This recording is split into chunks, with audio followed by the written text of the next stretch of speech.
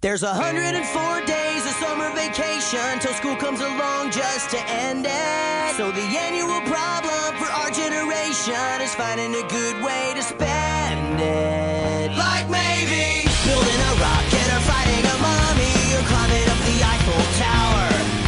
Discovering something that doesn't exist or giving a monkey a shower. Surfing tidal waves, creating nanobots, or locating Frankenstein's brain. Finding a dodo bird, painting a continent, or driving our sister insane. This could possibly be the best day ever. And the forecast says that tomorrow will likely be 1,000,006 times better. So make every minute count, jump up, jump in, and seize the day. And let's make sure that in every single possible way, today is gonna be a great day. Crossing the tundra or building a roller coaster, skiing down a mountain of beans. Devising a system for remembering everything or synchronizing submarines. Racing chariots, taming tiger sharks, constructing a portal to Mars.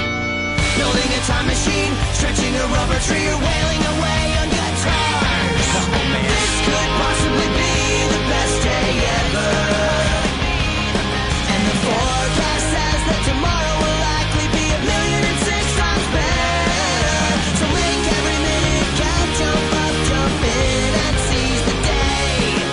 And let's make sure that in every single possible way, today is gonna be a great day.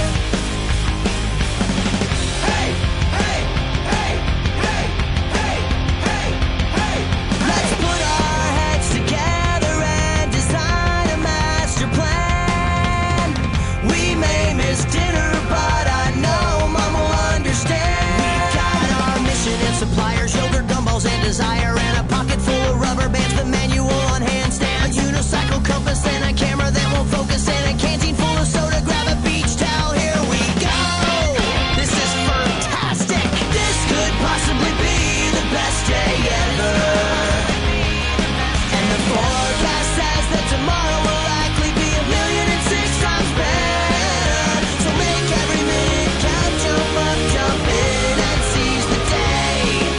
And let's make sure that in every single possible way, seriously, this is gonna be great. This could possibly be the best day ever.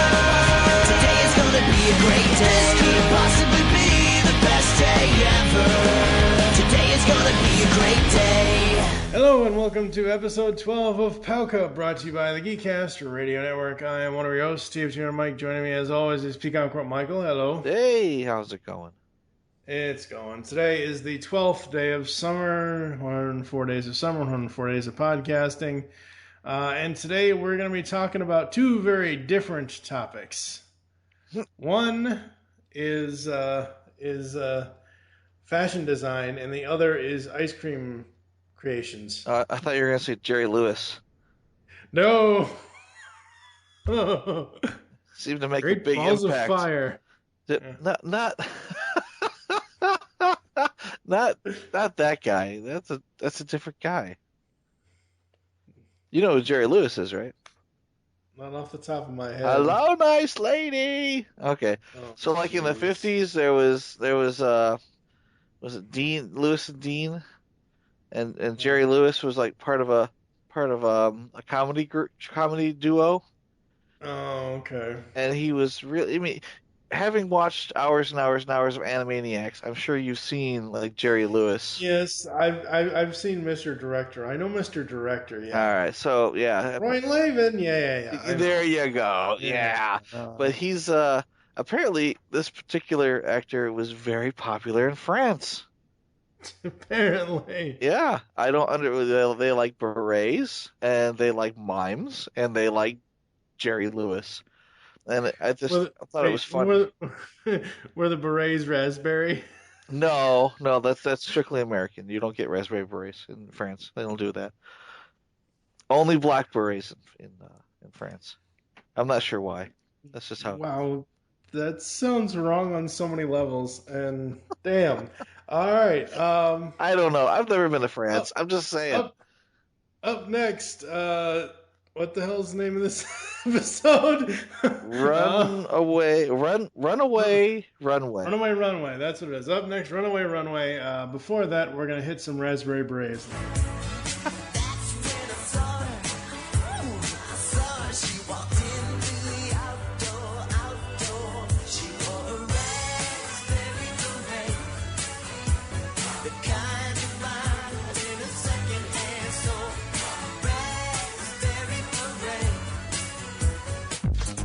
Behold, feast your eyes upon the fashion of the future.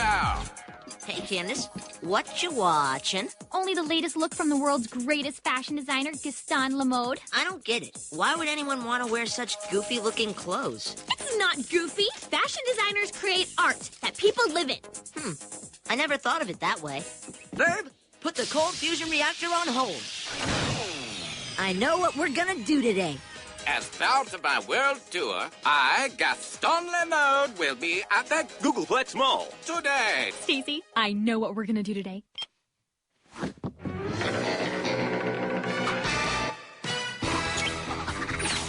2, 3, testing, 1, 2, 3, testing. Agent P, you're early. Carl, cut to close-up. Well, basically, Doofenshmirtz has been acting up again. He's stockpiling the usual strange and unrelated items. This time it's copy machines and ink cartridges by the thousands. We need you to find out what's going on right away.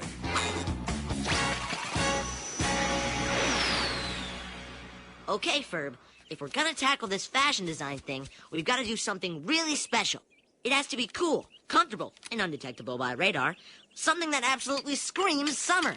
Ah, I think you're onto something, Ferb. Hey, Phineas. What you doing? Ferb and I are working on designs for our new clothing line. Take a look at what we've got so far. Very impressive. Need any help? The Fireside Girls and I are trying to get our sewing badges. Excellent. Let's go. All right, folks. Thank you to the late, great Prince for the Raspberry Berets. Runaway Runway. Phineas and Ferb join Gaston Lemode's Runway, and their outfits become the newest fashion trend. At the same time, Candace tries to become the newest fashion model. Meanwhile, Dr. Doofenshmirtz creates clones of himself so they can wait in line for him. Oh. You could actually almost take over the tri-state area with clones. See, that's the thing. He didn't do. We'll talk about this in the no, we don't moments. All right. So the yes, we do moments. Uh-huh. A fashion design adventure. Well, I never thought that would happen in this show, but it works. I suppose. I mean, I'm not a fan of like the French designer guy. I think he had a funny voice. Well, but, you know, it's funny that they have varying levels of French accent in this series. So you've got like the French designer guy, which sounds like kind of like Doofenshmirtz trying to do a French accent, and then you've got say later on, you've got Linda's and Charlene's. Oh, the cook, the chef. The chef. It actually happens twice. They show him. They have his voice once, and then they show what his face looks like. And then, they show him. You know, they introduce him as a character. I don't know if he shows up anymore, but it's just funny that they have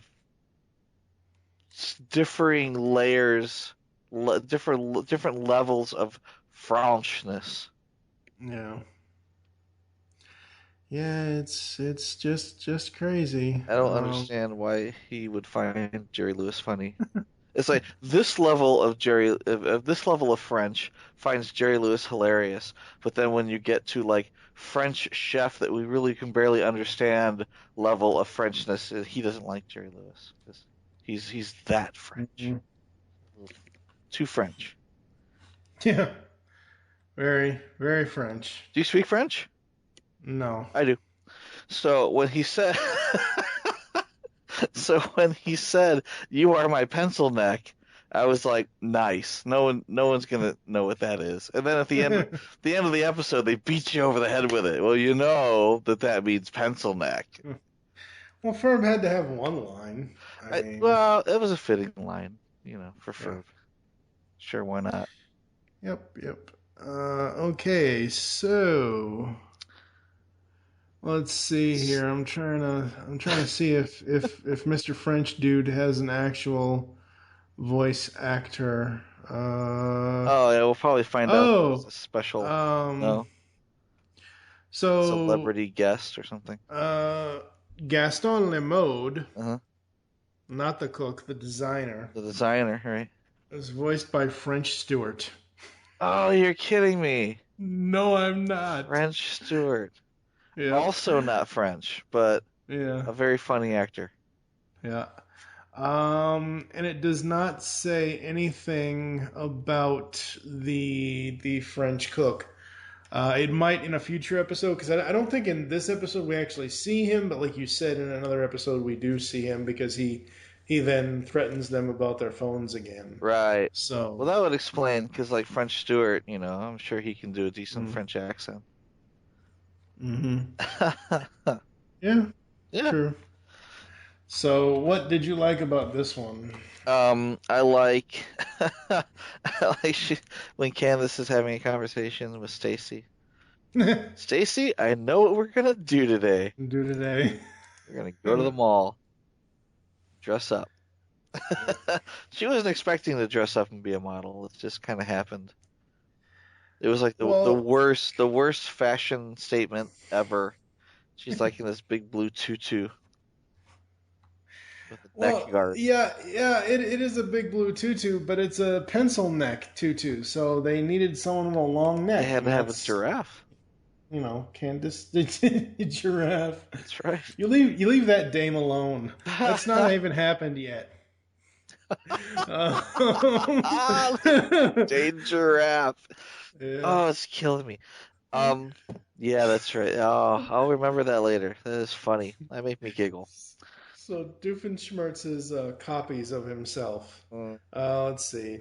Needs more toner, paper jam. Paper jam. Ugh, what is that? And I love how he just randomly has a giant trash can to throw all these horrible reject piles from. Just throws him right in there into the Doofen jail. Do we ever see his mural again? He says he made his mural where he's cackling. Yeah. The shadow, I just thought that was his shadow. I didn't realize he painted his wall to make himself look like he's cackling. The funny thing is I saw the mural earlier, and I was like, why is this shadow coming from the opposite direction?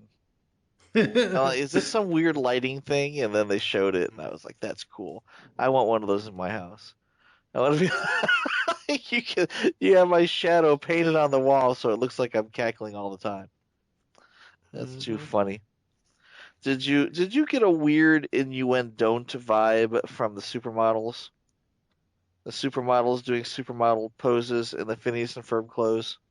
Some, not all. They were kind of like they were just shy of like Megan Foxing, where it's like, here's Megan Fox bending over the car for no apparent reason, I would put it in more along the lines of Baby Herman's assistant from Who Framed Roger Rabbit, where she bends over and he smacks her ass from Who Framed Roger Rabbit. Something like that, yeah. Yeah, I would not put Megan Fox anywhere near Phineas and Ferb whatsoever. But it's just very suggestive. There was a lot of curves going on for someone who's dressed with their belt up around their pectorals, let's say. Yeah. I mean, I think the Phineas outfit leans more towards, the not necessarily over-sexualizing, but sexualizing the female character in the Phineas outfit, because the Ferb outfit just doesn't, I don't know, it's just, I'm like, why are people going, like, I still have a problem with Ferb's choice of fashion. Yeah. Why is he wearing his pants pulled up to his his chest? Yeah, I was trying to remember what they call that when people wear their pants too low, but sagging. It's like the opposite of sagging. He's like anti-sag. Yeah, he's basically pulling an Arkle, but he doesn't have any suspenders. Did I do that? There you go. That's exactly right. He wears the suspenders under his shirt. Suspenders Ew, is underwear. That has to be so uncomfortable. What I thought was really cool, they use the cars, their little toy cars, as transportation for the clothes. Did Yeah. you notice that? I did not, actually. Yeah, there's one's, I think Phineas is red and Ferb's is green to match their hair color. Yeah, so I noticed that. it's funny. Questionable that there would be a retro pharmacist store in the mall. The retro pharmacist chic. That was funny. But I mean, I get it. It goes along with the plot and all that, but it just so weak. I don't think Weak sauce plot here. Where I know there's a lot of different and strange stores and malls, but I don't think I've ever seen a retro pharmacist clothing store. Well, that's in the mall. That's what makes it so weak. It's weak. Well, weak for one that it's an episode about like bad fashion, and the fact that the fashion is horrible. It's so horrible they have to find a person with a giraffe neck to really model it correctly. And then that is then replaced with whatever the hell Phineas and Ferb are wearing, because that's just wrong. And then that is then in turn replaced with retro pharmacist chic, which is it's just really, it's like, well, I'm confused. So you have all these people showing up in the lab coat, and then everybody sees this and says, I think I'd like that lab coat. Mm-hmm. And then on top of that, getting into the no we don't moments. On top of that, you have one of the clones going in and coming out and saying, "Now I have two," and I'm like, "Wait, what?" Now I have two. What? Well, one of the clones, one of the copies, went into the retro pharmacist store, and came out, and he says, "Now I have two." Okay. That's what I'm saying. It's so bad. Yeah. But I mean the fashion trending is so bad that you have to send in a guy already wearing what the fashion is going to be to basically put on another layer of the same outfit. Really? It's kind of strange. They were saying a bunch of. I mean, they had Doofenshmirtz record a lot of lines for this so that they could all talk at the same time, and it got a little much. Yeah, I actually grabbed a picture of when he's right after he makes the copies and he's got his whole army before he kicks him out of his blimp with parachutes there. I grabbed a picture and I'm like, oh my god, these is just so much Doofenshmirtz. Yeah. So as he's having them go out of the blimp there, he's telling them what to do. Yeah. But they never actually go do it. They all end up at the mall. He told them to go get in line. Yeah, but he told one of them to go see a movie or something. Yeah, well, Let's see that movie. Yeah, what? And I think that I think one of them said sure thing. The other one said you betcha britches, and I don't even know what the other one. They all said so much. Lines. It was hard to follow. Yeah, it was rough. And then what bothers me is that they. How do you say dirigible? Dirigible? I don't know. That's how they said it. It was dirigible. And I'm like, it's pronounced dirigible. Dirigible. Why don't we just call it a damn blimp? Because that's really what it was. That's true. Yeah. But he calls it a dirigible. And I'm like, dude, that you're putting the emphasis completely wrong, and you're hurting my ears. Yes. Yeah. So let's talk about the whole cloning thing. Like, if he was actually a genius here. Yeah. If this is the way this Doofenshmirtz story came out is he ended up at the bottom of the canyon and the Roadrunner got away for crap's sake. I mean, seriously. He ended up looking like Wile E. Coyote and he just got blowed up. Because the cloning thing could have worked if Doofenshmirtz was actually evil, but he doesn't have... We've seen this. He doesn't have... He says he's evil. He says he wants to do all this bad stuff, but... Yeah. so far in season 1 and throughout the entire series, with that one exception of going to that other dimensional thing, but it's one of those things where nothing really super scarring happened to him, and like he's had a lot of scarring backstories, Yeah. but nothing that would actually turn him evil and allow him to take over. You know, I mean, he still has his choo-choo, you know, and all this, all that, and everything else. Choo-choo. You know, but it's like, Yeah. if he wanted to take over the tri-state area with these clones, he could have. He just honestly, chose to use them in a way that you strap naders to their back and sprinkle them around the area, and yeah, there you go. Yeah, there you go. That would be it. That would pretty much be the end of the series. Mm-hmm. Congratulations, you win. You got anything else you don't like about this one? I didn't like the fact that, not only did he have a self-destruct button for the guys in the trash bin, but he had a self-destruct button for everybody in general. Or all of his clothes. Delete all. Delete button. Yeah, and it's like, why do you do these things? I don't understand. Yes, everything's wired through this delete button. Well, why do I even have this? This is just a single point of failure. If I got rid of it, I'd save myself so much drama. Yeah. But yeah, I didn't so much like this one. If I was going to give this one a 2, I wouldn't feel too bad about it. Yeah, I'm kind of right there with you, but like I said, I just, like the whole cloning thing, I thought it was interesting. Uh-huh. And I thought it was funny. But I'm going to give it a 3. And I thought Didn't Martin Short and do a movie about cloning? Are they just basically doing spoofs of Martin Short movies at this point? Maybe. I'm trying to think here. Let's see. That was Michael Keaton. Yeah, that was Multiplicity. Yeah, it's Michael Keaton. Okay. Yeah, that was Ken, the Barbie doll. That's right. And Batman. I'm Batman. I'm Batman. Still, Michael Keaton's better than having gravel in your voice. Still Batman. Yeah. Chicks dig the car, right? It's the car. Yeah.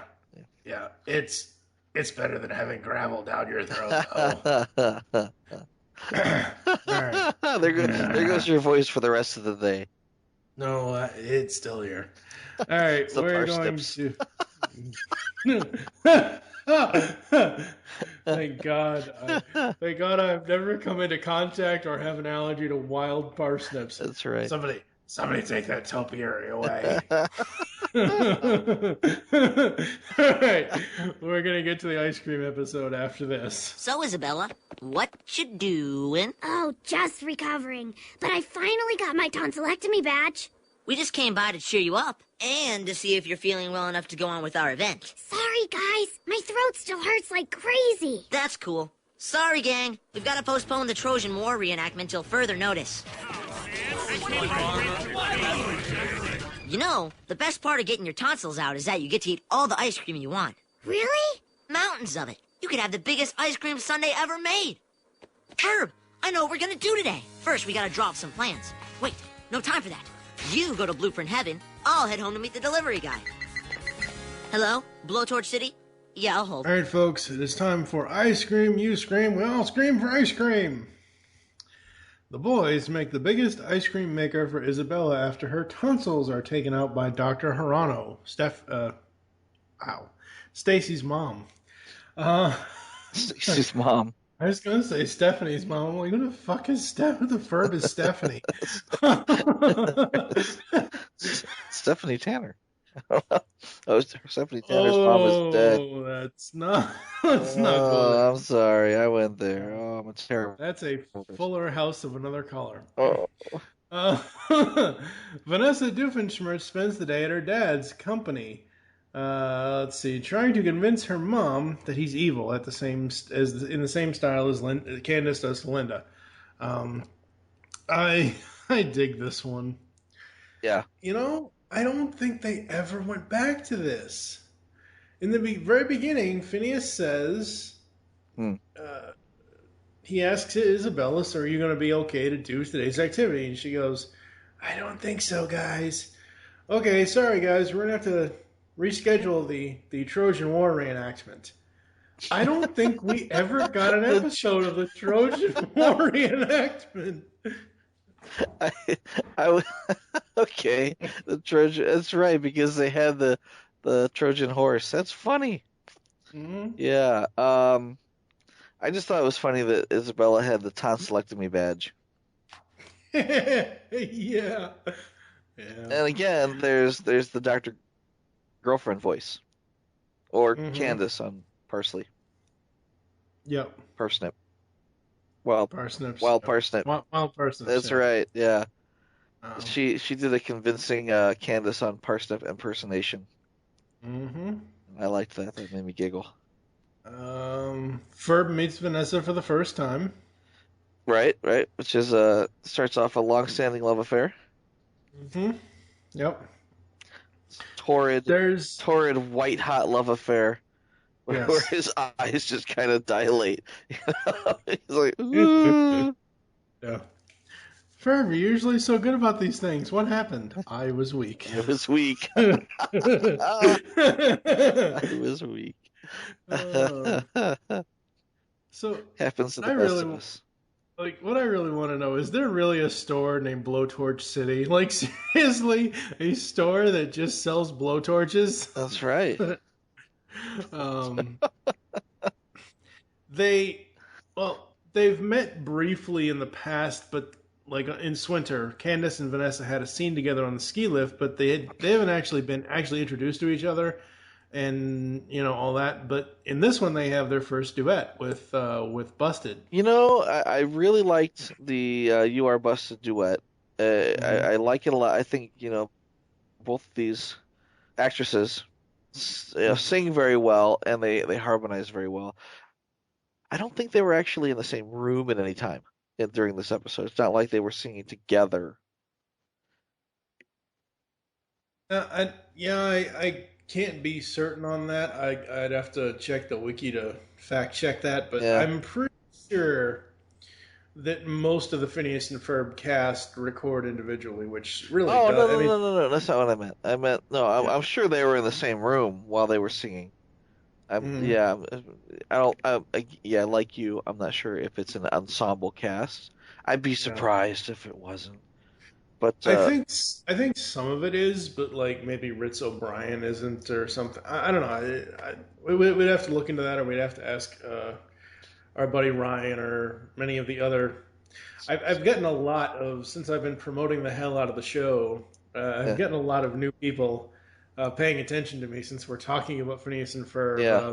There's a guy on Twitter, Andrew Acuna, who has been or Acuna. What is his name? You're gonna hear I'm from him sorry. now. I'm sorry, Andrew. Uh, Uh, Andy it's Rooney, Andy it, Rooney. it's late. Yeah, I was right the first time. Andrew Acuna There you on, go. on Twitter. So there you go. Okay.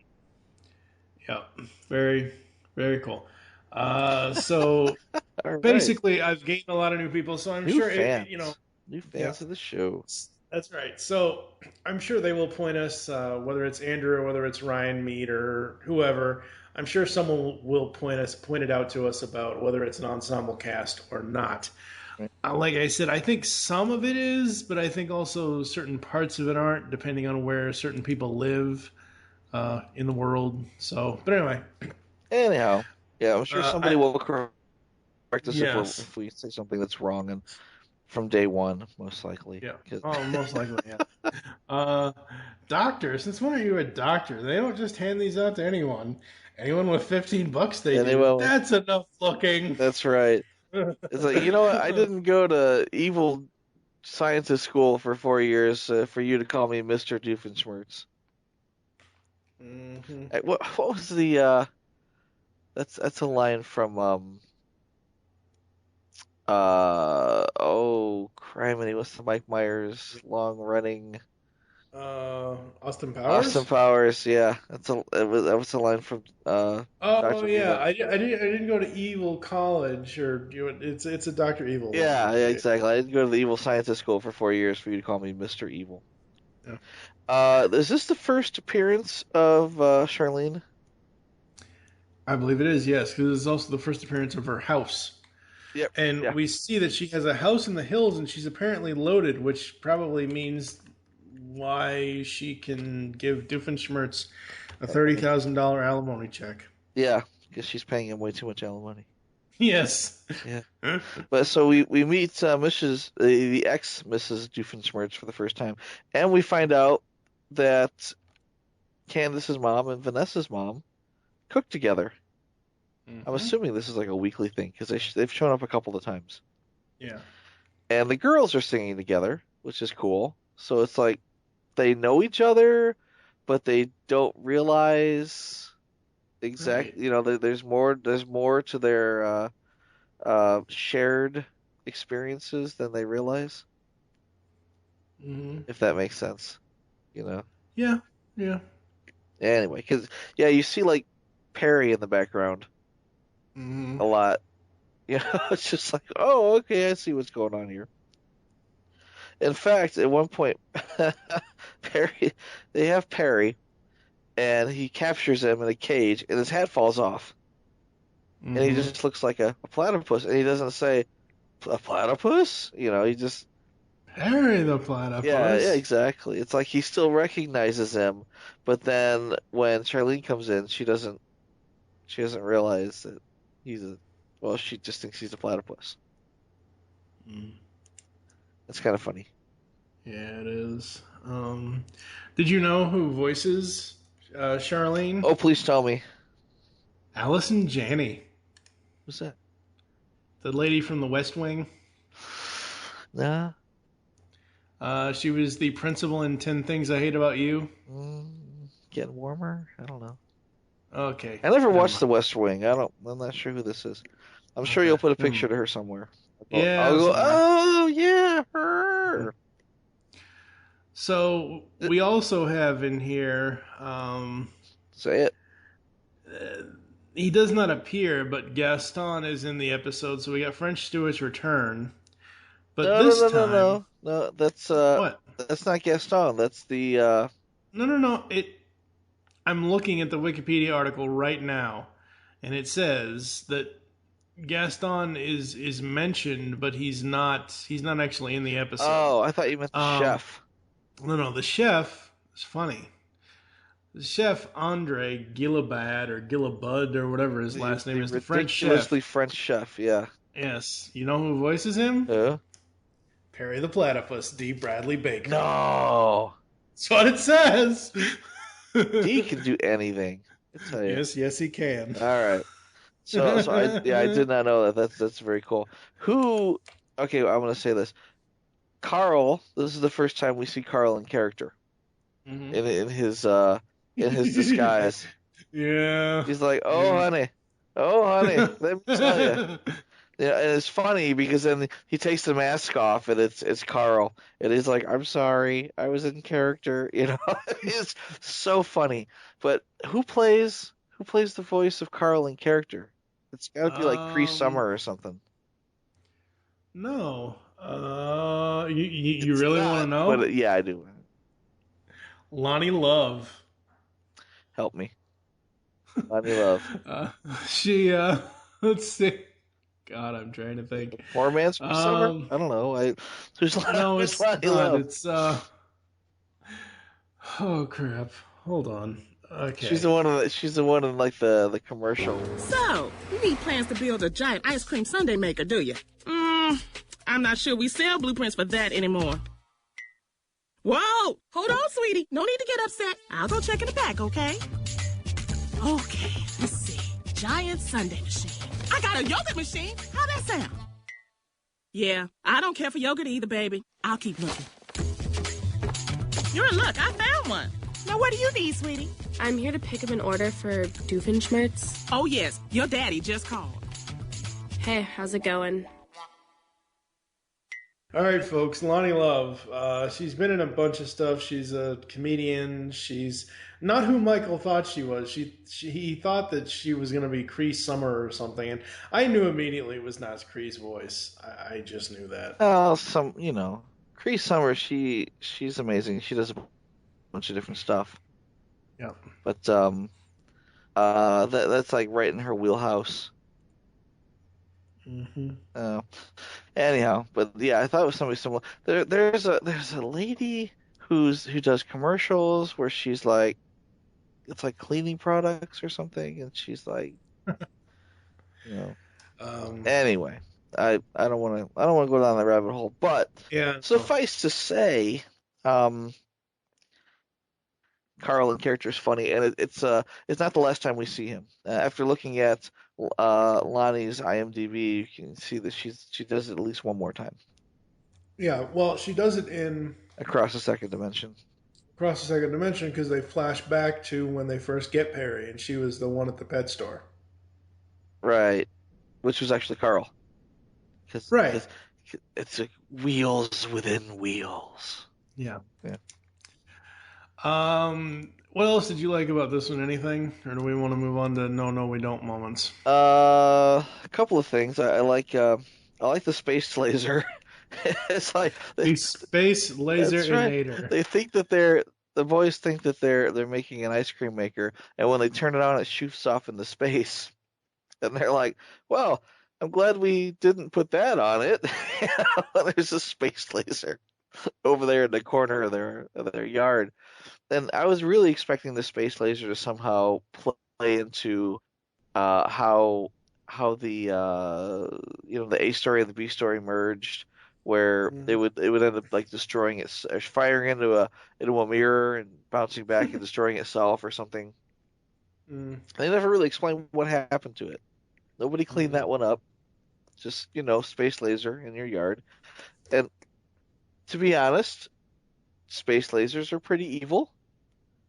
Yeah. If we're looking for, are you evil? Are you an evil, retro scientist or retro pharmacist? Then yes, I am, because I built a space laser. Inator. Or I would have if there had been a mix-up at the thing. The mix-up at the blueprint factory where Carl was working. The blueprint factory. So the funny thing about the mix-up is Heinz is lactose intolerant. He should not be covered in ice cream. Exactly. He's gonna make his own way into orbit. He's gonna have some gastrointestinal distress and fire himself straight up into orbit. That's awful. Ferb loves Vanessa. Ferb says, I was weak. But I think the best part about this is, the fact that Candace is trying to bust her brothers, and Vanessa's trying to bust her dad, and they end up singing at the same time in harmony, and it turned out to be a really good song. I really liked it. I think Busted is a really good song. I think this is another one of those that showed up on the Disney Channel as a commercial. Mm-hmm. And so it gets stuck in your head. It's like, oh, I like this. But yeah, I liked this episode a lot more than I liked Runaway Runway. In fact, I would probably put this one somewhere in the 4 or 5 range. Yeah, I gave it a 4. Yeah? The only thing I noticed 4.5, somewhere in there. All right. The only thing I noticed that it isn't even really anything major. We all know animation errors happen in things, but when Vanessa brings her mom to Doofenshmirtz's and she goes to open the door from the outside, on the inside of the door is the DEI logo. So when she opens the door there's nothing on the front of the door. He's got his own logo on the inside, like it's on the inside of his on his apartment. I'm like, why do you have your logo on the inside of your apartment? It should be on the outside of your door so people can see that this is Doofenshmirtz Evil Incorporated. Isn't it on the side of the building? No. Yeah, well, it's it a building is. With a huge, But what I'm saying is, like, when but I'm saying, like, I just think it's an animation error that the logo is on the back of the door as you would leave the place, not come into it. Right. She just says, I'm paying you way too much alimony. Alimony, yeah. It's not like you have way too much free time on your hands. It's like, I need to take some of this money back. You're just rolling around in cash. Well, it's funny that, she mentions that, and then years later, after this episode had happened, I don't know if it was Disney, if it was Dan Povenmire, or who did this, but someone set up for Dan to do a Doofenshmirtz Daily Dirt YouTube channel. And it's just little mini clips of Doofenshmirtz, and there's one about him having an eye doohickey, because they can't really say iPhone on YouTube, apparently. Right. So, and it's the whole thing of autocorrect, and it's a hilarious little video, and it actually shows one of his alimony checks, and that's where I got the $30,000 from, because that's what it said on the check. A month? Wow. I don't know if it's a month. I don't know. Pretty good, actually. Well, I mean, she got the giant house in the hills. I mean, she's doing pretty good for herself, apparently. So nice. All right, folks, we're going to take a quick break, come back to close the show after this. I will make copies of myself, and they will do the waiting for me.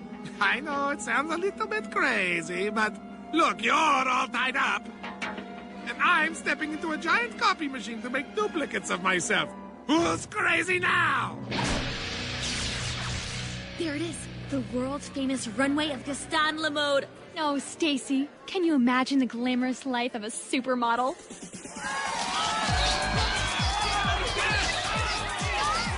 Hi, I'm Candace. I'm sure you recognize me from my countless magazine covers. Being a supermodel is hard work. The bright lights, the deafening applause, and all those paper cuts from counting my huge stacks of money. That's why I start every morning with Candace O's. Candace O's, part of a nutritious breakfast. Candace? What? Candace O's? I really shouldn't fantasize on an empty stomach. Do you like retro cartoons? Then Saturday Morning Rewind is the podcast for you. Join them each month as they talk about classic cartoons and interview legendary voice actors like Jim Cummings. I am the terror that flaps in the night. Corey Burton. Sometimes toys can be so flighty. Rob Paulson. Sure, Vane, but how are we going to find chaps our size? Nancy Cartwright and many more. Eat my shorts. So grab a bowl of Lucky Charms. They're magically delicious. Put on your hammer pants. Go to SaturdayMorningRewind.com.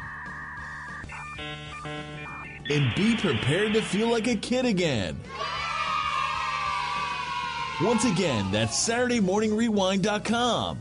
Saturday Morning Rewind was voted Best Podcast Ever by its host, Tim Nidell. So it's gotta be good. Teenagers. Oh, what are we making this week? I think it's crepes, but I can't understand his accent.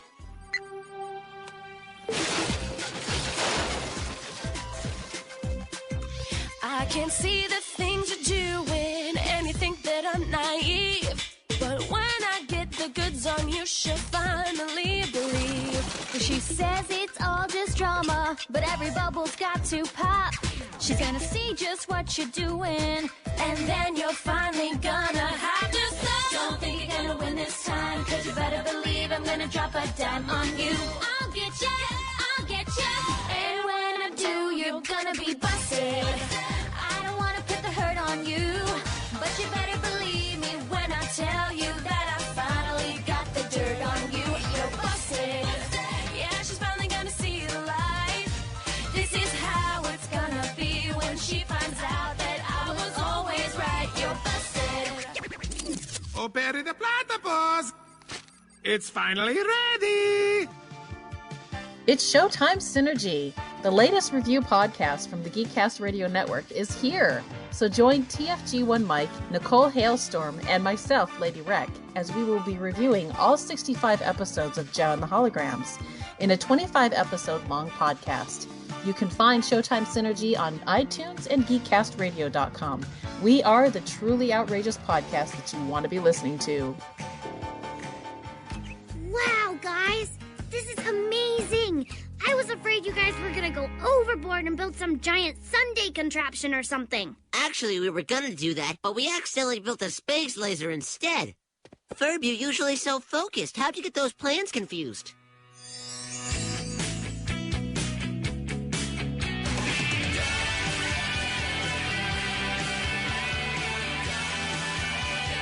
Hey, how's it going? Hey, Ferb, snap out of it. What happened back there? I was weak. All right, folks, we are back here on a podcast organization without a cool acronym. Sorry, I can't talk tonight, apparently. I dug these episodes. I mean, I know the fashion one isn't the best thing in the world, but there's a lot of things in that episode that's just hilarious. The whole thing with Candace and the whole thing with Doofenshmirtz I just thought was hilarious. With Ice Cream, You Scream, it's just funny that they switched up, because of Ferb falling in love with Vanessa at first sight and all that. And, right. Now, do they ever revisit the whole Vanessa trying to prove her dad is evil to her mom? Or is that just a one-off thing? It's a one-off thing. What they actually attempt to do in future episodes is show her paying attention more to him being evil and her having a little bit of evil in her. Right. Well, yeah, where he wants her to kind of follow in his footsteps. He wants her to follow in the family business. Yeah. He wants to make her an offer she can't refuse. The only reason why I mentioned that is because again, just for resource purposes, looking on the wiki for this episode, the Godfather, because he does say something about the family business at some point or another is referenced. Also, with Ferb and Vanessa, or Ferb falling in love with Vanessa, this rekindles Thomas Sangster's and Olivia Olsen's romance from Love Actually. Okay. Thomas Sangster is the voice of Ferb. Olivia Olsen is the voice of Vanessa. And apparently they starred together in the movie Love Actually. I don't know. I've never seen the film, so luckily enough, I've never seen that movie. But yeah, so it's kind of a her playing Vanessa, him playing Ferb, and then him falling in love with her is kind of like a reuniting of roles for that. All right. Thank you for joining us here on Palca. There are several ways to get in contact with us or leave feedback for the show. Visit the website, geekcastradio.com, where you can comment on this and all of our other episode posts. Leave the show's feedback in iTunes. Shoot us an email, feedback@geekcastradio.com. Follow us on Twitter @TFG1Mike is my Twitter. You can follow @GeekCastRadio for all the other network updates. What is your Twitter? It's PecanCtMichael. Become a fan on Facebook. Go to facebook.com/GeekCastRadio Network. Call the voicemail line. Tell us the show you're leaving the message for and your name.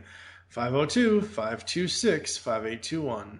We hope you enjoyed this episode of Palca and wish you'll join us tomorrow when we will be giving you our thoughts on the next episode of Phineas and Ferb, which is It's a Mud World and the Ballad of Badbeard. For now, I am TFG1Mike with Michael Wilson. Thank you for listening. Until next time. Somebody call Spencer Tracy already. Jeez. But wait, there's more. Aren't you a little young to be a podcaster? No, I'm not. Aren't you a little old to be watching this cartoon show? Yes, I am. It's good to see the nation's senior citizens taking an interest in cartooning. Yes, it is. Yes, it is. There's not really any more. That's about it.